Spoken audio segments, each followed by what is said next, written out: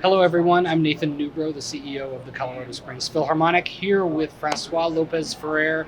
François, welcome to Colorado Springs. Thank you so much, Nathan. Thank you so much for having me. Thank you very much.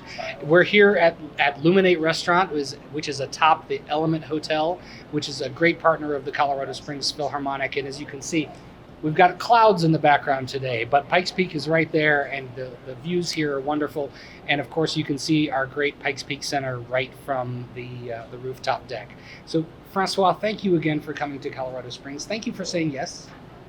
Of course, and having a great time so far. Arrived a few days before, get used to the elevation, and to see this incredible landscape here. It's a wonderful thing for a musician because to be so close to nature and so connected to it, it brings so much inspiration, especially to the music that we'll perform this weekend. Exactly. Well, and we'll get to the music this weekend, but I want to share some with our viewers about your background, about your experience as a conductor so far. I mean, we're talking with a past Dudamel fellow, the associate conductor of the Cincinnati Symphony, a resident conductor of the Paris Opera. It's simply amazing what you've done in such a relatively short career so far. What can we glean from what you've learned as a conductor? Well, I've been very lucky to be surrounded by so many different teachers. The music directors that I've gotten to work with, they're really teachers and mentors for me, and from such different cultures as well. Louis Langret in Cincinnati, French, a specialist in classical repertoire as well, Mozart, Beethoven especially, and the French repertoire as well. Gustavo Dudamel, who's the kind of all-around conductor, but when you see him do his Latin music, I mean, I've been able to learn so much from them, and I'm really grateful that I've also grown up having a name like mine, François, French, François, López-Ferrer, Spanish, born in Switzerland, raised in Cincinnati, Ohio. So I've been very lucky because the music that we perform, it comes from so many different cultures, right? And to have that close access to it has been really inspiring for me and very helpful. You mentioned the ability to step in at the last minute. Oh yeah, and become a professional in that. You've had that's happened at least twice. Yes. What were those experiences like? I learned through those experiences that the idea is when you're an assistant conductor, when you're starting out, that's sort of between after your studies, you become an assistant with an orchestra and you start to get invited to certain gigs and so forth. But you always have to be prepared because you're essentially a good insurance policy for the orchestra. If something happens, you have to be ready either for a rehearsal or a concert. I was lucky in those two instances that it was 2 days, both times, before the first rehearsal.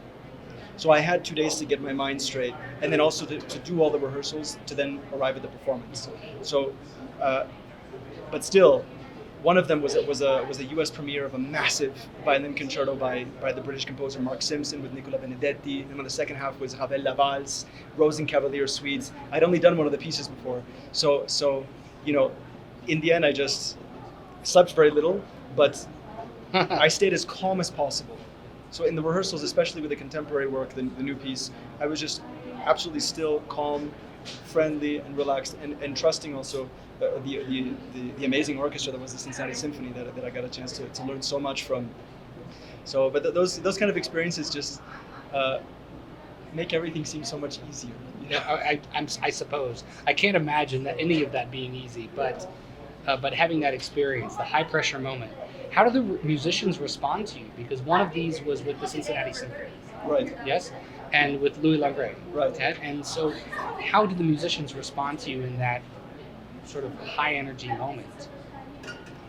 Well, they were of course very kind, but even more supportive because they're grateful that somebody is willing to step in and keep the program afloat for the week. So you can really only win in that because if people are there supporting you, that, and that's the ideal situation with any orchestra, with any program, is to come in, be friendly, and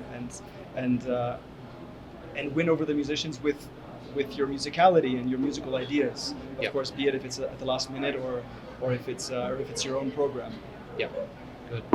So let's get to the music this weekend. First of all, this is a terrific program, and it starts with a piece that most of our audience won't be familiar with.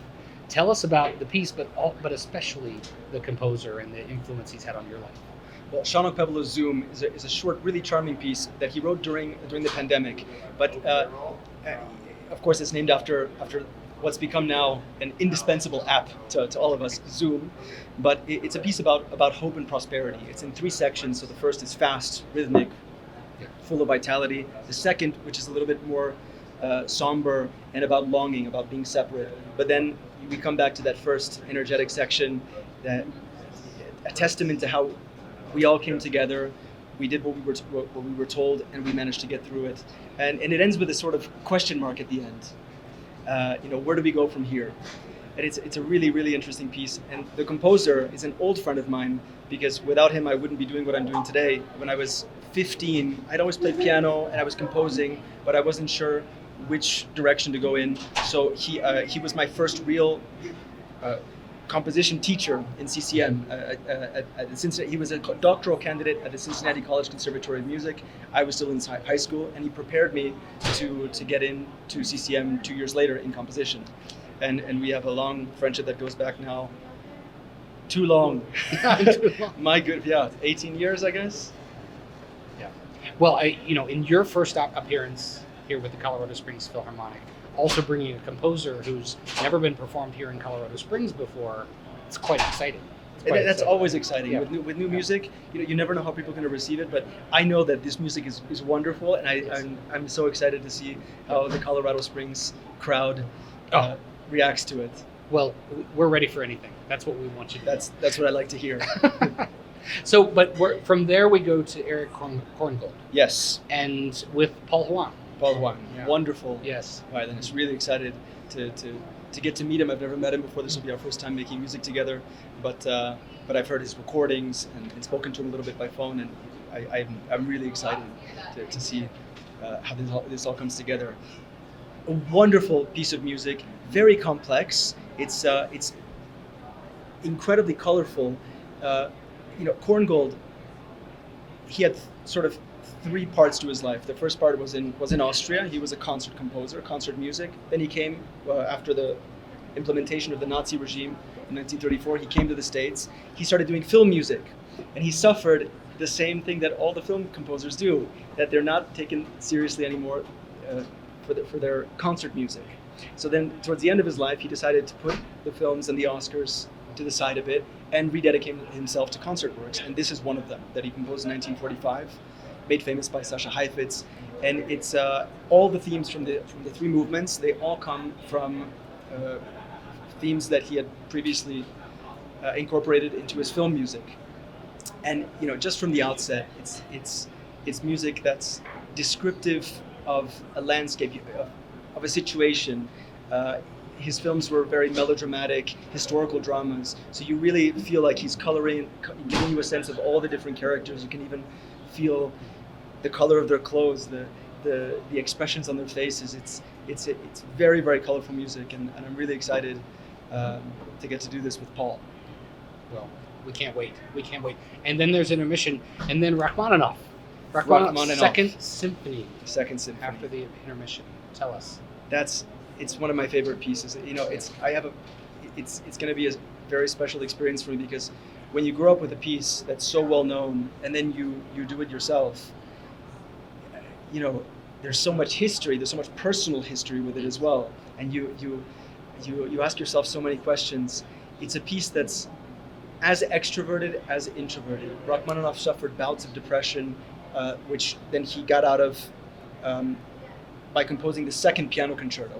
He did therapy with Nikolai Dahl, a neurologist. 3 years he didn't compose. Then he composed a second piano concerto. And this second symphony is in the same sound world. It's incredibly luscious. It starts out with this basically this theme, this Dies Irae theme. Dies Irae. So it's always, all of the themes come from this. It rises and then descends. It rises and descends. And it's this, actually very relevant to where we are now. It's climbing a mountain, and then you have to take a break, and then you go up, and you keep, and each time you get better and better at it. So it's also a piece that's very similar in the sense to Beethoven's Fifth Symphony, that starts darkness and ends in light. So I'm really excited to get to do this with your orchestra here, and bring joy to everyone in the audience. Absolutely. Well, thank you, François. Thank you for coming Thank to you so Colorado much for Springs. having me. Thank you for spending a bit of your schedule with us here, and we can't wait for this weekend's performance. Me neither. Let's do it. And we'll see you all there. Signing off from Luminate Restaurant in downtown Colorado Springs. Thanks again.